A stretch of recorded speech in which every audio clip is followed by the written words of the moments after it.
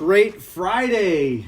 If you are one that's getting frustrated easily with social media and the content that's coming across your feed, and it's not making you feel adequate or making you feel right, enough so that you just hit that breaking point and you just want to give it all up. Listen up. Social media. Oh, how this has become such a polarizing and it's viewed so negatively, more and more every day.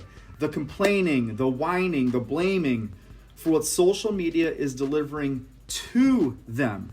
And this needs a new perspective. What if it's not social media that's the problem? It's you. It's one of the hardest things for people to accept. It's who you're being and what you're attracting.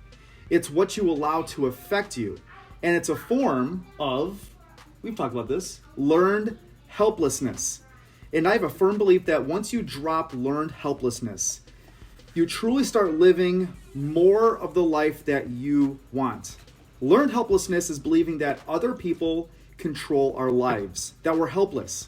Somehow, how other people treat us or how they talk to us or what they put on our social media feed determines where we go. Other people don't control your life. That's called learned helplessness. It's a negative, false, faulted belief. Understand me when I'm telling you this, please. Other people cannot control you or your life. They can't control how you feel. They can't control how you think. They certainly can't control what your beliefs are or your emotions. This is what you hear. So-and-so did this to me. I can't believe they posted this. I'm insulted. Did you see how they responded back to me? People don't do things to you, I promise. It's not what happens to you or what people say to you that matters. It's how you respond and honor your standards that matter. What you focus on expands, and you attract who you're being, your feelings, your thoughts, your beliefs, however you view this.